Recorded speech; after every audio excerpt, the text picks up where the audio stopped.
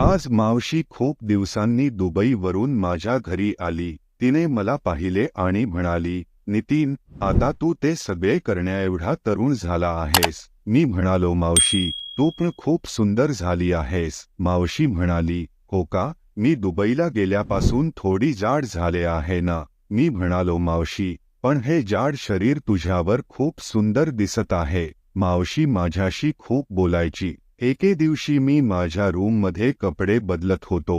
मग अचानक माझी मावशी माझ्या रूममध्ये आली. तिला पाहून मी लाजून कपाटाच्या मागे लपलो. मावशी माझ्यावर हसू लागली. मी म्हणालो, मावशी, किमान दरवाजा ठोठावून आत यायचे ना. ती हसली आणि म्हणाली, मला वाटते की आज मी योग्य वेळी आले आहे. मी म्हणालो, तुला काय म्हणायचे आहे? मग मावशी म्हणाली, आज घरात कोणीच नाही आणि आज मी तुला सोडणार नाही. त्यानंतर मावशीने दाराला कडी लावली आणि मला कपाटातून बाहेर काढले. तर मित्रांनो, आज कथा खूप रोमॅन्टिक असणार आहे, त्यामुळे संपूर्ण व्हिडिओ नक्की पहा.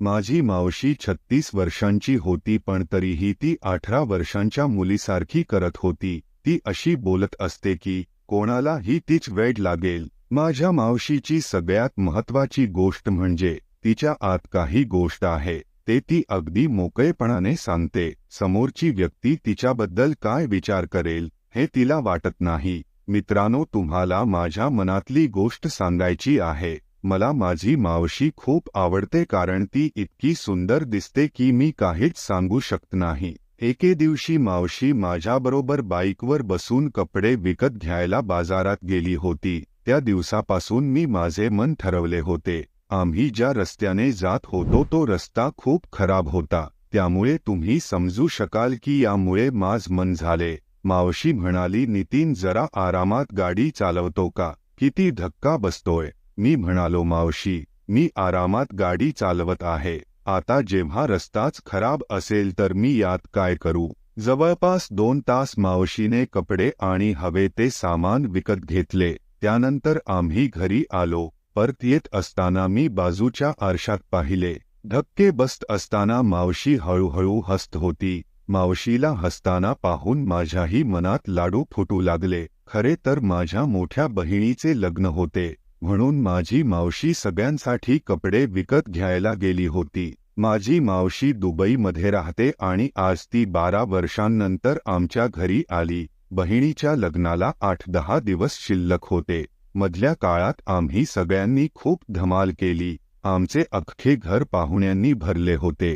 आम्ही सगळे रात्री छतावर गादी टाकून एकत्र झोपत होतो. खूप मस्त वाटायचे. अशीच एक रात्र अचानक जेव्हा मला जाग आली तेव्हा मी पाहिले की मावशी माझ्या शेजारी झोपली होती. माझे मन झाले की प्रोग्राम पुढे घेऊन जावे, पण मग मी पाहिले की माझ्या शेजारी पडलेली माझी बहीण जागी होती. त्यानंतर मी झोपण्याचे नाटक करून झोपलो. यानंतर केव्हा सकाळ झाली मला समजलेच नाही. आता जेव्हा जेव्हा मी माझ्या मावशीला भेटायचो तेव्हा मला तिच्याशी एवढे का बोलावे वाटते हे समजतच नाही. एके दिवशी मी माझ्या खोलीत बसलो होतो तेव्हा मावशी तिथे आली. ती माझ्या शेजारी बसली आणि म्हणाली, नितीन, तुझ्याकडे एक काम आहे, तू करशील का? मावशी आज वेगळ्याच भाषेत बोलत होती. मला वाटले आज माझे काम नक्की होईल. मी विचार करत होतो की मावशी म्हणाली की नितीन, तू कुठे हरवलास? मी म्हणालो, हो काकू, मला सांगा काय काम आहे.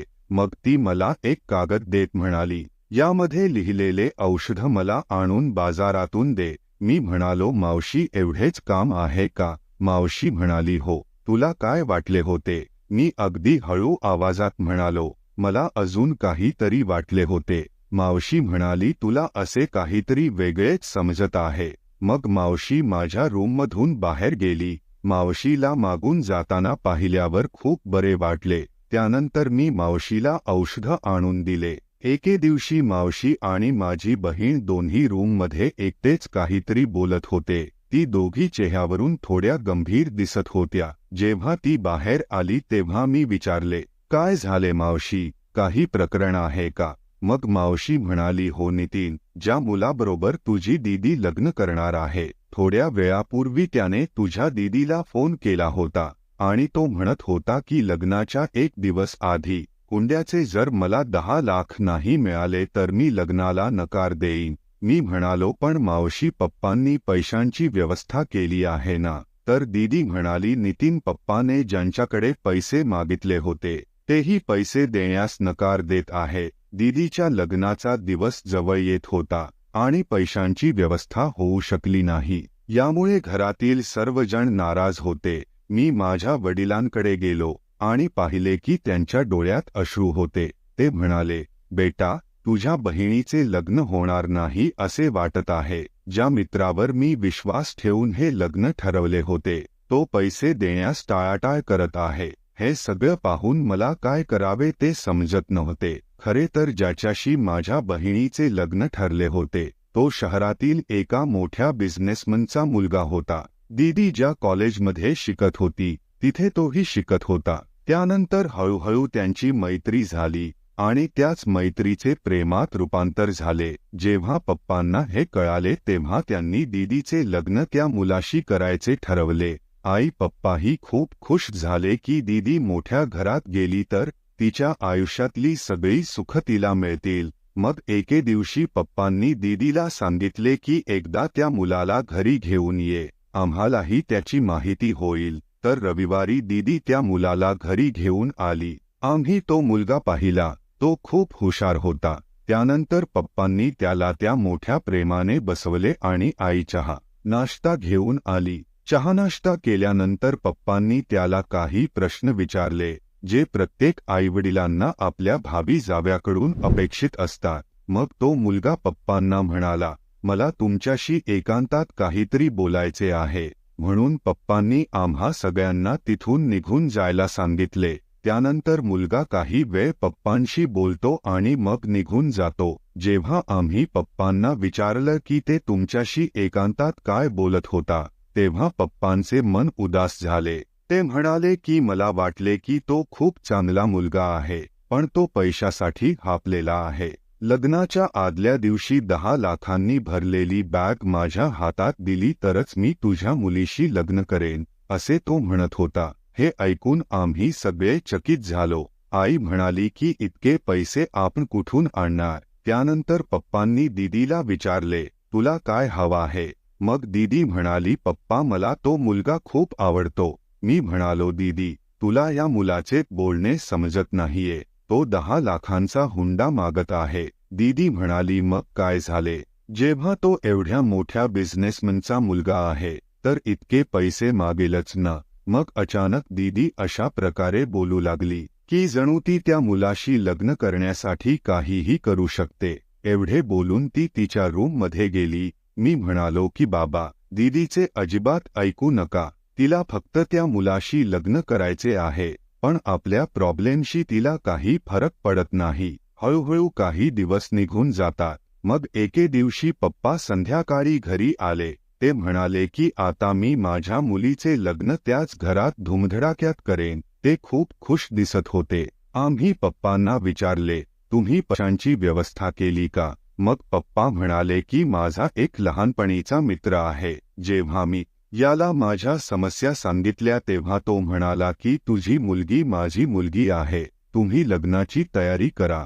पैशांची व्यवस्था होईल. पण आज त्याच मित्राने एका महत्त्वाच्या वेळी फसवणूक केली. आता लग्नाला 2 दिवस शिल्लक होते. आम्ही सगळे घाबरलो होतो की लग्न रद्द झालं तर आपली संपूर्ण समाजासमोर मोठी बदनामी होईल. मग नवरदेवाचा फोन आला आणि पप्पा त्याच्याशी बोलू लागले.